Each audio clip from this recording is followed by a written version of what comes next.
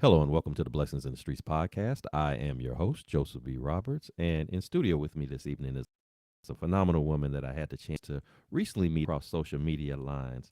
She is a mental health advocate, she is a speaker, preacher, teacher, podcast host, but most importantly, she's a woman of God, and she's taking time out of a very busy schedule to hang out with us this evening to share a little bit of her journey with the hopes of encouraging and inspiring and uplifting others, especially as it deals with the difficulties and the challenges of life and how to most effectively face those moments in time because we all go through things at one point or another, and those seasons can be extremely difficult if we don't have the right perspective, the right approach. So, with that said, it is my privilege and honor, ladies and gentlemen, to introduce to you our special guest this evening, Miss Charm Allen. Charm, thank you so much for being on the show. Absolutely. Thank you so much for having me today. Absolutely, absolutely. So, Charm, before we jump into our segments this evening, I do want to give you an opportunity to share a little bit about yourself, who you are, where you're from, what you do, kind of give our audience a taste of who is Charm Allen. Well, I am a woman of God. I a servant first and foremost. I am from Houston, Texas, born and raised. Healthcare is my background. And it has been the platform that has led to a lot of community outreach and ministry opportunities. That is awesome. Awesome. It's always a beautiful thing when you can take, a career, if you will, and transition that into a ministry. I don't think that was by accident, but God just has His way of, you think you're getting ready to just do this career that you always wanted to do, but you didn't know that behind the scenes that there were some layers to it that God is setting it up to actually have you walking in your purpose to do something at a much bigger, broader level than just what the general career is. Locked in and focused on. So that's great. That's great what you do. I've had a chance, of course, to check out your site and everything. So you're doing some phenomenal works. And that's a great testament to your obedience to God and as He's leading you. So that's good stuff. So I'm gonna stop all my talking and jibber jabbing. We're gonna get rolling into this because I want to learn more about your story here. So Charm, every time I do an episode, one of the things that I like to do when we start talking about our journeys is I really feel that it's greatly important that we take a few moments to go back to the beginnings of that journey. And what I mean by that is a lot of times, there are things that happen very early on in life, as far back as our childhood, whether it's experiences that we have, people that we meet, things of that nature that in the moment it may not make sense to us because we're just kids, we're just doing life. We don't know how to make any sense of it all. But as you get older and more life experiences come your way, you begin to start connecting those pieces together and start to realize, oh, this wasn't by chance, this wasn't by accident, this was all a setup, a build up, if you will, to what I'm ultimately uh, have been created, if you will, to do in life. Again, leading and walking in my purpose. So, with that said, if you would, I want you to take us back to the beginnings of your journey. Born and raised in Houston, share with us what was it like for you growing up. Fond memories that you have about growing up, as well as if there's any particular challenges that come to mind, you can share that as well. Kind of give us the backdrop of where your story begins. Well, my story begins in really the summer times country of Louisiana. And my grandparents, my grandmother was a missionary. And we would have the best summers, like run around in the country. It's more freedom because it was less. Everyone knew everyone because we were all family. And I never forget on my grandmother's mission days, she would stop me from playing.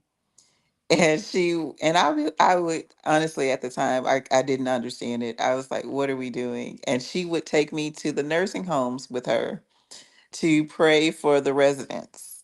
Mm. This I was like 7 years old, but she was like, nope, it's time to go. You're coming with me, and I would lead the prayer. And when I looked back on that, when I started really walking in the purpose that God has for me in healing ministry, I really began to understand that God was having, so many conversations with my grandmother about what I would do in the future. So she began to put me in those atmospheres and allow God to use my gift, because looking at it now, there were patients that came and said, "Thank you for praying for me. I'm doing so much better now." So to watch that, the that culminate into me walking into improving patient outcomes on in a scale only God could put me in, as far as being a part of some of well, number one hospital systems in America to help improve patient outcomes. It really was a God ordained moment, God ordained thing. He took the time that my grandmother used as training to prepare me for the future. Wow, wow. That's pretty cool. That's a phenomenal start to your story. Like you said, I can only imagine, like you said, being 7 years old, and any 7 year old, we want to play, we want to hang out, we Uh-huh. want to do all that kind of stuff, and then grandma's talking about let's go to the nursing home and pray for some people. You're like, that doesn't sound like a whole bunch of fun. But again, when I think about just what you do today and how you're coming alongside so many people in the way that you're doing it, it makes perfect sense. Which is why, again, I like to reflect back on such moments, how just something like praying for someone is just setting the tone, setting the platform for you to build up your experience, build up your endurance to be able to pour into people who are hurting on a number of different levels, whether it's because of health and medical conditions, and or perhaps hurting emotionally, because I'm sure, as you experience, being, if you've ever been in any type of nursing home facility, or something similar to that, many of those residents don't have families that come around and check on them. The family becomes whoever is in that facility. It's kind of like a dumping ground for a lot of people, because the families just, it's too heavy, it's too bothersome for them to want to care for them. So it's easy to just send them away to this place that, and trust that they'll take care of them. And so, not understanding how that impacts that individual, feeling like they've been sort of tossed to the side, or thrown away even. So for a young voice like yours at 7, coming in there and praying for them, I'm sure that had to have, just, injected us a feeling of joy and happiness, and just, feeling like somebody cares. If this little girl can come in here and pray for me, that in itself could just change the mindset as to how they even think about their ability to come back, or do better with whatever situation that they're dealing with medically. So again, lining up with the very thing that you do, your background in healthcare, your background in mental health, it all makes sense, and it's all starting that journey as young as 7 years old, with grandmother having the insight and understanding. As you said, she's having her conversations with God, and through he's using her as a vessel to pour into you, to get you set up, to get you on the right track, and what ultimately would be your purpose in life to operate within. So I think that's a beautiful thing to speak to, and I appreciate you sharing that. Did you grow up as just, or were you an only child? Did you have siblings? Did you So I was an only child from my mother, mhm. and for my father, I have four other siblings. Okay. Okay. Cool. Mhm. Cool. So okay. And so then so was Louisiana, was that where you were originally born, or that was kind of the place you went through in the summer times, and then but you lived in Houston during the other times throughout the year? Yes, Okay. I was born in Houston, but in the summertime, I was in Louisiana. Okay. And that even that's interesting too, because it's like, I know a lot of my friends, like I grew up in Chicago, so a lot of my friends had places that they if they had like grandparents or something like that, that they would go that quote unquote go down south. A lot of them went to Mississippi, or place or Alabama or someplace like that. And I was like, okay. And I was still in the city. I mean, it looked like the farthest I went at the time, we had a lot of family in Indianapolis, so that was kind of but it wasn't a place that you went to for the summer, to hang out all summer with somebody. So as a kid growing up, I was kind of envious a little bit. So, like they had this place to go off to hang out for the summertime. And, so to hear your experience, it reminded me of some of those same stories of friends of mine who, went off somewhere to spend with the family for that summertime and just get that connection away from the big city, so to speak, to kind of be out in the country and just hang out and have a lot of fun. So that's good stuff. Again, I appreciate you sharing that.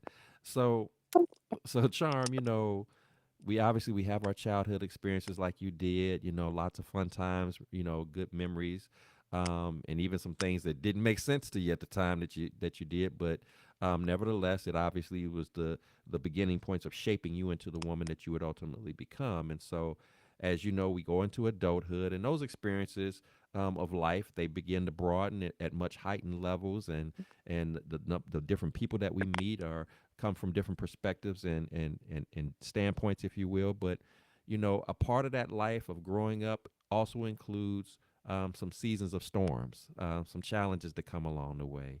And the reality is that if you live long enough, there will be a time when there will be a stormy season in life where you find yourself in a situation that you're questioning, how am I going to get out of this? I might have been somebody that's really good at, navigating through those challenging times, but every now and then you get hit in a way that's almost like a gut punch. It's something that your money can't buy your way out of. It's something that the letters at the end of your name can't help you overcome. It's not something that you could pick up the phone and make that problem go away. It's just you and this problem, and you're wondering, how did I get here, and how is there any way possible for me to ever get out of this situation? And so, with that said, if you would tell us about a time that you felt just like that you were in the midst of a situation that you didn't see a way out, you didn't know how you were going to overcome it. It seemed so heavy, so burdensome, so overwhelming, to the point that you thought that maybe there was no hope. But again, by the grace of God, that there was a turning point where you were able to come from up under that situation and be able to actually see some light at the end of the tunnel, and being able to have the breakthrough that you were hoping to get. So if you would kind of walk us through what that situation was like for you, and what was that ultimate turning point where you started to see some light and a way out of that challenging moment. For me, is when I started to try to have children. And the doctor, I remember as a teenager, the doctor said, as soon as you're ready to start trying to have a child, you need to come back see me, because we're going to have to try a few things. And so I said, oh, okay. I kind of got it, but I kind of didn't. So I dealt with losing three babies in 1 year, a full term baby and a set of twins. And, you know, um, money wasn't an issue, but I was so empty, so broken. It really took God to put me back together. And that is why, I am such a big component of holistically caring for our and and people in general. Understanding it's not just taking care of them spiritually, but it's the emotional and the physical aspects of things as well. I thank God He really sent the right people in my path through 700 Club.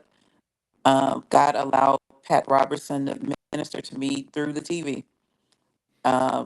Like, he goes, "You grieving mother," like, worship God and He will fill the room, and help heal your heart. And that's exactly what happened. I worship God, and it was that moment where the glory of God filled the room, the train filled the temple,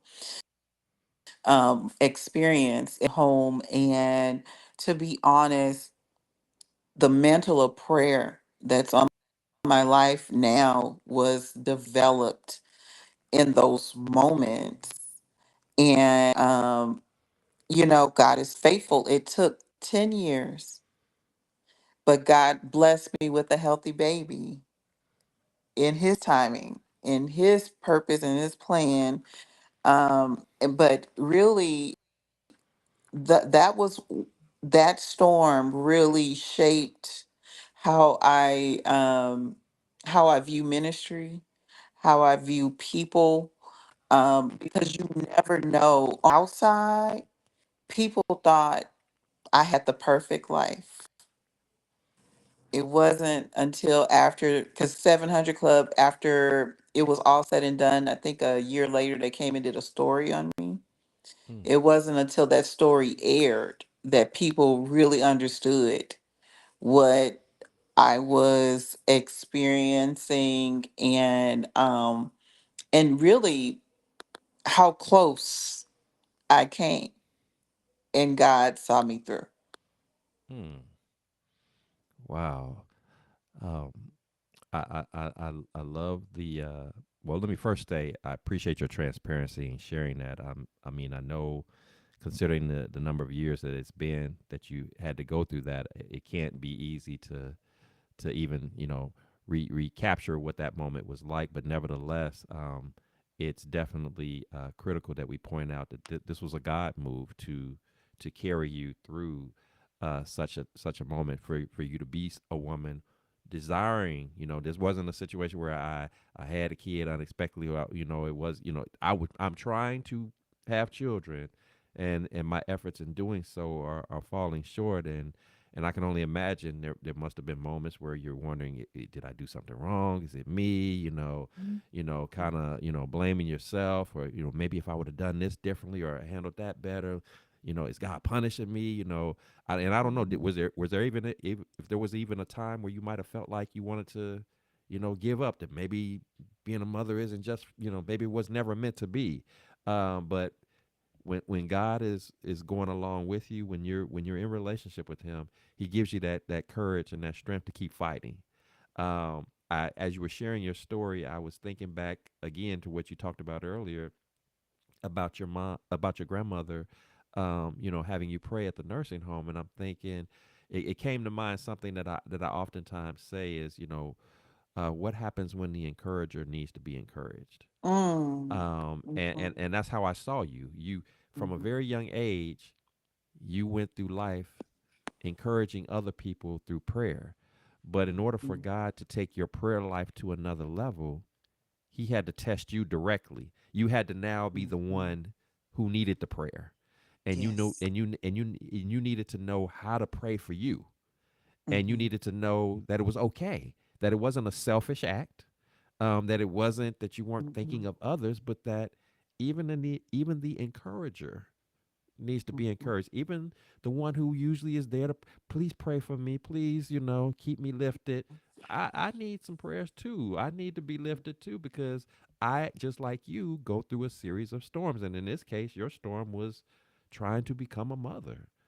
And Hmm. and you pointed out it was never an issue about was the finances there or anything like that. I wanted to do something that money couldn't buy. I was in a situation that, again, the phone call couldn't just spontaneously, make me a mom. I had to rely upon a higher source that was much bigger than me, much bigger than my possessions, much bigger than my influence, and that source was God. And because you were steadfast in trusting in Him, that in spite of all of the emotional turmoil and the mental turmoil that you must have been going through, and I won't even pretend to act like I understand, because I don't.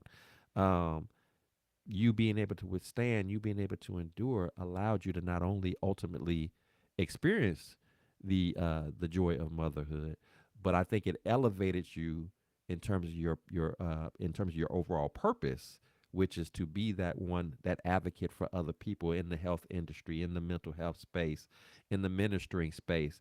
You kind of like the trifecta. Is like, I don't have, it's not just enough for me to come to you and tell you all of the appropriate medical things that are out there that will help people like you. If there's any listeners right now who are struggling, you know, to become a mom, they have fertility issues or whatever. Yeah, I'm sure you could speak very intelligently on those things, But see, it's a little bit deeper when you add the God component in it, because he influences that situation way more than any medication, any shot, any procedure can, because it's at a level that only he can stand on. And when you connect those two together, anything is possible, and you're a living testimony of that. So I definitely appreciate you sharing that, because I think, unfortunately, this is a common thing that a lot of women go through, struggling with, with being able to have children. And it has been a struggle on them individually. It's been a struggle on marriages, because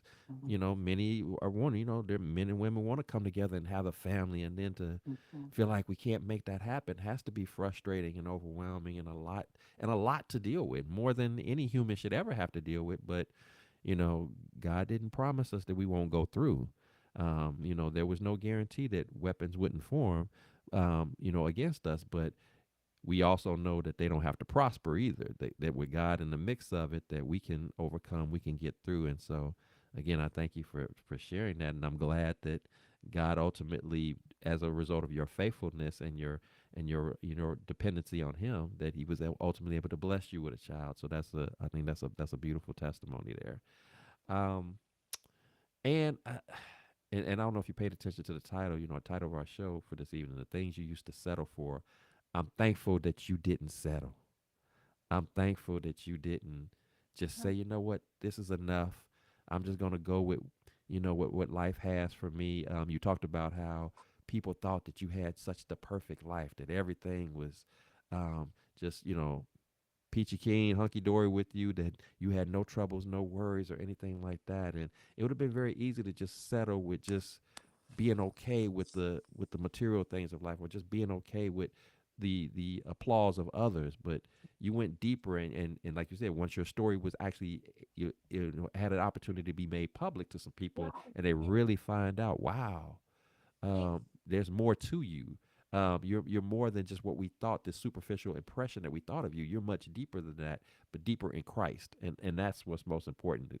People are now able to see the God in you, and not just what they think that your fancy, wonderful life may be. Because people can get caught up in that real easy. Never that was something my mom used to tell me, and I've shared this with people before.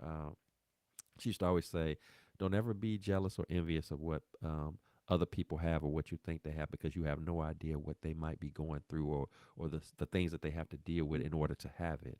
While you're hating on them because they got the big pretty house and fancy cars and clothes and all that, you don't know that there's a mom inside that house that's maybe being abused, or a husband Mhm. that's going through, Mhm. or any of those struggles, because we all put our mask on because we don't want to look Mhm. like we're That's falling good. short. We don't want to Mhm. look like we're, that we really are raggedy on the inside. We can't let nobody Mhm. know that we are going through, that we're having some difficult times, whether it's financial or marital or whatever. So your transparency and vulnerability matters, whether it's on this platform or on the many platforms that you've already been on and continue to be on. So again, I applaud that, and I thank you for sharing that with us. Um, so Charm, obviously you've shared some very heavy, a very heavy story here, and obviously dealing with the struggles of becoming a mom. And sometimes storms are heavy like that, but then there are sometimes when the storms that come our way is just lifing. Mhm. Just the normal nuances of the day to day that just get on Mhm. our nerves, but nevertheless we got to deal with it because it's here, and it's a hurdle, it's a barrier that we have to overcome. And so, with that said, if you would share with us, what is it that you personally like to do, kind of your regiment, your routine that you like to follow, that when you're finding yourself facing those difficult challenges, when it's one of those days where something is going on, something is happening in your life or around you that you got to deal with, what does that look like for you, to how you process and work through that situation in a healthy and appropriate way? Well, I journal. I write.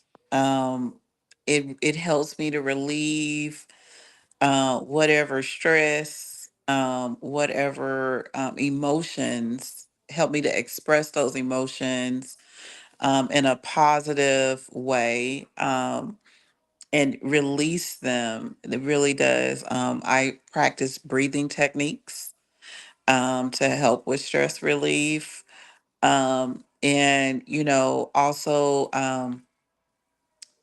mindfulness. So just coloring. They have like the different mindfulness coloring sheets that you can just download off of the internet. And it really does help your mind to let go, and release whatever it is. And you know what? When I do those things, God normally sends solutions, his peace, um, direction on which way to go. And sometimes the direction is to stand still. Mm. Mm-hmm. But in that those moments of me writing, um, he gives instruction on what to do. I love that, and the two words that stuck out of me that you just said was let go. A lot of times when we're going through a difficult time, a challenging moment, no matter the level of intensity that's with that, um, we sometimes question, why am I not hearing from God? Why is He not answering my prayer over this situation? Well, I think one of the preliminary steps that you have to do is you have to be able to just kind of let go whatever it is that you're feeling inside about the situation. You got to have that moment where you just, like you said, breathe. Let me just exhale. It sometimes letting go might mean that you got to shed a few tears. Sometimes letting go may mean that you have to scream out loud for a moment just to Mhm. get out whatever that emotional frustration is, because we have some people, and men are very much guilty of this, where I don't want to look soft, I don't want to look weak, so I keep it inside what I'm dealing with, not understanding that it's actually poisoning us inside by not releasing that, without letting that go. But the other part of letting it go is to the other side of what you said, is that when I let go, when I partake in activities that sort of frees my mind, whether it's the coloring, whether it's the journaling, I now can hear from God. I'm now receptive to what He has to say. Because if I'm all in my feelings, if I'm all in my emotions, I can't hear from Him or nobody else, because I've not cleared the space for me to receive what He has to say to me. So I love how you walk through that and saying, once I take these steps that I take, this is when I begin to hear from God. This is when I begin to get the direction, the guidance, the insight on the next moves to make. And I think that that's very, very critical to us being able to not only face our challenges head on, whatever they may be, but again, to be able to do so in a very practical and logical way that only God can lay out for us. But Mhm. it's when we're all in our feelings and all in our emotions and we're all over the place, then we're more likely to have knee-jerk reactions to those moments. We're more likely to Mhm. kind of go off the rails on one extreme or another, and may make a matter that might be a little challenging, but we may make it worse than it needed to be, or we may make it last longer than it needed to last. But instead of just taking that moment, just taking that pause, and everything that you said, it kind of incorporates what you do when something happens, but it also incorporates something that you're doing just in general on a regular basis. So you're not Mhm. waiting for the storm to arrive before you Mhm. start preparing for it. Mhm. It's kind of going back to what the word says about you. I'm putting on my full armor, Yes. up front, because I already know Mhm. I'm going to be facing a battle. I may not know the time that it's going to happen. I may not know the level of intensity that is going to come. It's a matter of, not a matter of if, but when. But when it When. does, Mhm. I'm going to be as ready as I can be. And I might get knocked to one side, I might get knocked to the other side, but I'm not going to get knocked out. Mhm. I may get swayed one way or the other, but I'm gonna still be upright. I'm going to be able to withstand. I'm going to be able to handle it, not on my own strength, but my strength in Christ, my dependency on Him. He's with me all the way. He's navigating that path. I'm able to hear from Him and then follow His instructions accordingly. And as long as I do that, I'm gonna be good. Now, if I deviate from the plan, obviously, and try to rework what He told me to do, just because it wasn't convenient or comfortable, then I might mess it all up again. But nevertheless, you do things that are preparing yourself accordingly. So, to any of my listeners, if you're trying to figure out some key steps or some ways that you can, you know, properly and in a healthy way face those challenging times, what Charm just said is some definitely some nuggets that you can apply like right now, in terms of being able to process through those difficult moments, because we're going to all have them at some point or another. So appreciate you sharing that. So Sure. yes, yes. So Charm, if you had the opportunity, when you think back on life and all that it's been for you, ups, downs, highs and lows, and all everything in between, if you could sit across the table from the younger version of yourself, the Charm who, you know, had a great upbringing, and coming alongside people, but also had her storms in life, a storm that would be devastating for any woman, trying to become a Mhm. mom, but not being able to become one, and the stress and the toil that was upon you. What would you say to the younger Charm, or what would you say to any woman that might be listening right now that may have gone through or is going through a similar situation, in dealing with trying to become a mom, or just dealing with a storm in general, and just not knowing where do I start, where do I begin, and being able to have my moment of breakthrough, my moment of healing. What would be your words of advisement and your words of encouragement to them as well as to the younger Charm? To the women and to the younger charm, it's three words: you are enough. Mm. Um, a child, a relationship, it does not define you. Your identity in Christ, it's enough. And um, if God intends for those things to be you, they will in His timing. And you are priceless just as you are. Love that. I love that. You are enough because, and I'm sure you've experienced this in talking to many women, about this subject matter. I'm sure a woman struggling to become a mom, um, probably feeling like or questioning, am I a woman enough? Am I Mm-hmm. good enough? Am I deserving enough? And so you emphasizing what you just said, it was like it was packaged in a very, to the point, right there, right now. You are enough. And I think that that's something that needs to be a daily affirmation for us all. That you are enough. That when you understand who you are, who you belong to, who you came from, the line of royalty that you come from, it goes back to what God has for you is for you. Mm-hmm. And if it's in this case, if it's being a mother, then embrace that and own that. If it's not being a mother, don't think of you being any less than the one who is a mother. There may be a different path, or Mm-hmm. maybe a different way that God is going to use you, in that regard, that is exclusively for you. And so, I'm glad that you pointed that out, because we even as men, we need to hear you are enough. You are enough. You are worthy. You are valuable. Kind of going back to our title. Don't settle. Yes, Don't absolutely. compromise. Don't ignore the importance of boundaries. Don't ignore the necessity of having standards of excellence, that I'm just not going to do, or I'm not going to permit certain things when it comes to dealing with me, just to have the approval of others, or just to have the companionship of others, or just to have whatever that is. I'm not going to settle. I'm not going to take low. I'm not going to compromise my integrity, my character. I'm not going to allow you to just treat me any old kind of way. I'm not going to allow myself to treat me any old Mm-hmm. kind of way. I'm going to learn to love me. I'm going to practice that, when my stepdad said, that healthy selfishness.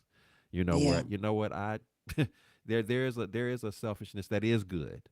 When you Mm-hmm. love on you, when you think enough of you, when you value you, because as they say, we teach people how to treat us. And if That's and, true. and if we treat ourselves like we're nothing, or that we're less than, or that we're inadequate or insufficient, then we send the message that it's okay for other people to do the same, when that should be the Mm-hmm. complete opposite of that. So, again, you make very valid points there, in your words of encouragement, not only to our listeners, but again to the younger Charm. Letting her know, hey, you enough. Again, God blessed you to become a mother, but even if He had not, that wouldn't have made you any less valuable, any less Mm-hmm. significant to this world. It wouldn't have made you any less usable by Him to be Mm-hmm. a blessing to other people.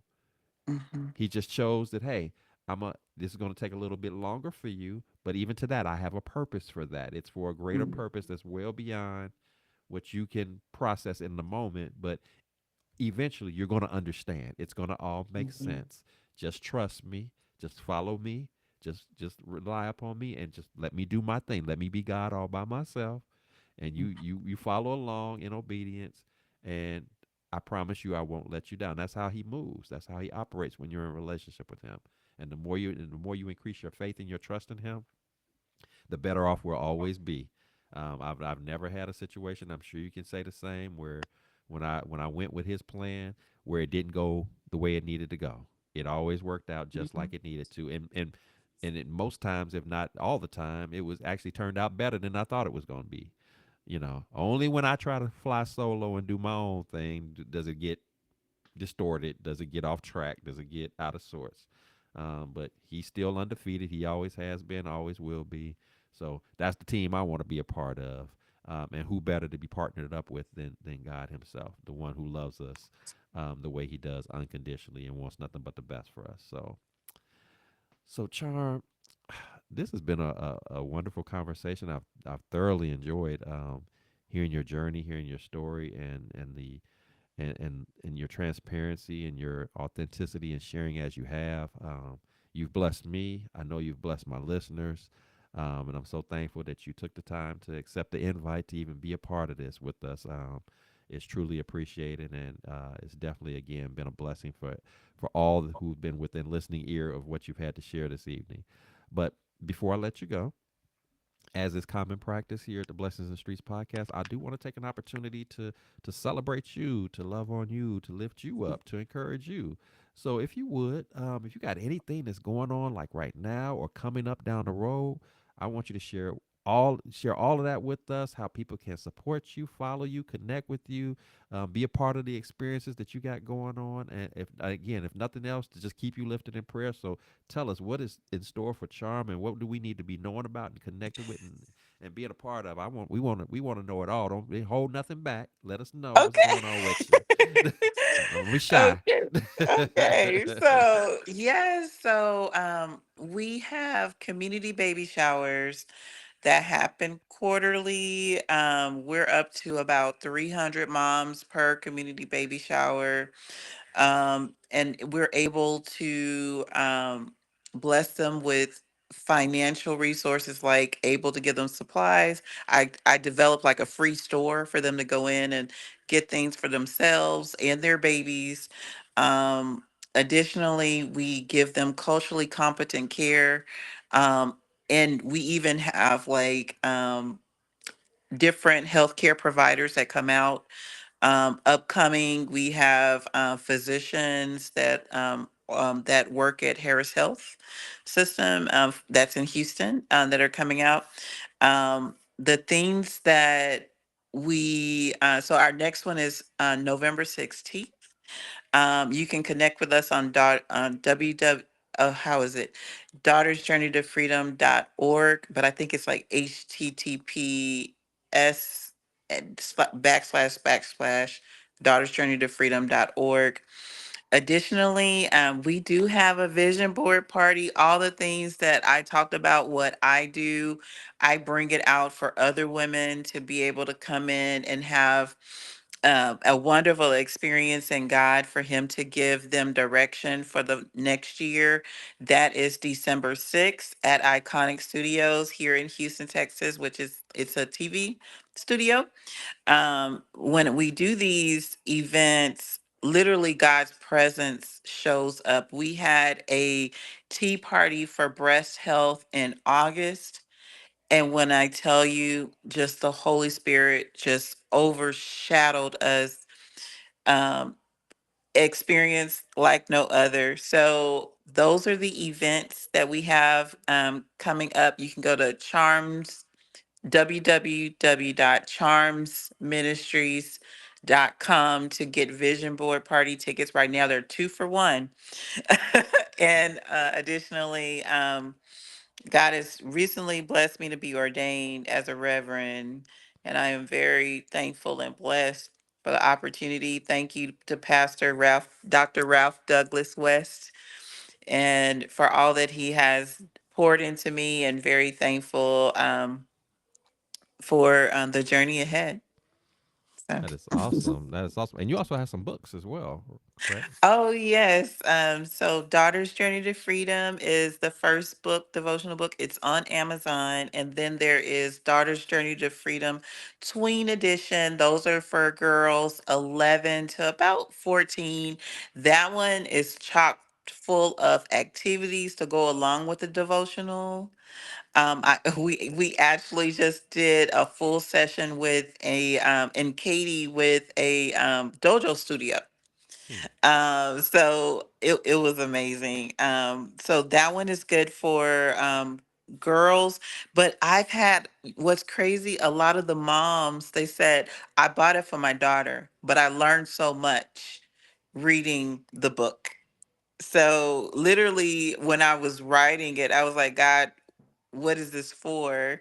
And it went into the tween, but there was some lessons that I was I had to complete the lesson before I could finish writing that book.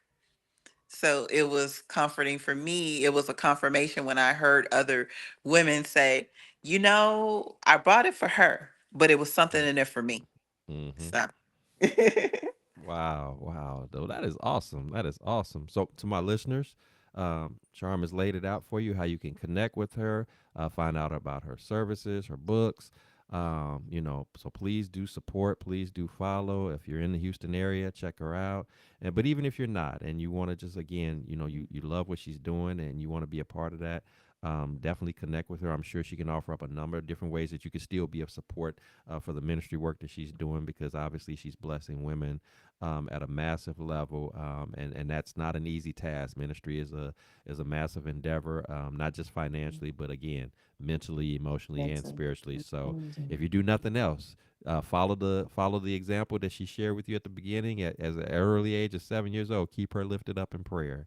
yes. Because she's doing a great, mighty work, and I'm excited for what God is doing, not only currently, but what He's going to continue to do in using you accordingly to do the ministry work that you have before you. Many blessings I pray upon you, and love and support and encouragement and all of that. And I'm excited to hear about all the things that are going to be coming down the pike for you because I think you're just getting started, and there's a lot more to come. So doing a great work, and we don't want to even water that down in any way because that's a blessing not only for you but more importantly it's a blessing for other people and in a very unique and but a much needed way coming alongside these moms as you are and just women in general. So this is great stuff, great stuff. And to my listeners, if you've enjoyed our broadcast this evening, if this has been a blessing to you, please share, please subscribe, please like, please comment, because this is what the Blessings in the Streets podcast is all about. We want to encourage, want to uplift, pour into each other, understanding that we got in order to do that, it begins with us being transparent and vulnerable and sharing our journeys and our stories. We don't sit before you here because we got it all figured out or that we don't go through difficult or challenging times. We all do in some manner or form. But what's ultimately most important as you're dealing with those challenging times in life is that you understand first and foremost you don't have to do it by yourself, and that there is a God that's out there that loves you, wants nothing but the best for you, wants you to be relying upon Him and in relationship with Him. And if you don't currently have a relationship with God, I'm here to tell you that today will be a mighty fine day for you to make that decision. I promise you, it'll be the greatest decision that you ever make. It will be one that you'll never regret because He loves you unconditionally. He'll never leave you nor forsake you. He's there with you thick and thin in the good times and the bad times. You can always rely and count upon Him, even when there's nobody else that you can reach out to in that regard. We're not telling you something that we heard. We're telling you something that we know firsthand from personal experience. So if He can do it Amen. for us, He can do it for you. He has more than enough love to go around. So Yes, it get does. get get a part of that. Get on board with it. And again, promise you, you'll never regret it. It'll be the greatest decision ever. So until next time, remember here at the Blessings in the Streets podcast that this is the place where your story is your glory, where your relationships are relevant, and your journey is your joy. I am your host, Joseph B. Roberts, and I thank you so much for tuning in. Until next time, again, keep fighting that good fight. Keep leaning into God, trusting in Him, having faith in Him to get you through even the most difficult of times, knowing that He will never leave you, never forsake you, loves you so, so much. And you want to have every part of that relationship that you can have in your life, not only to receive blessings, but to be equipped to be a blessing to other people. So, with that said, you take care of yourselves. Have a great rest of your evening. We look forward to seeing you next time.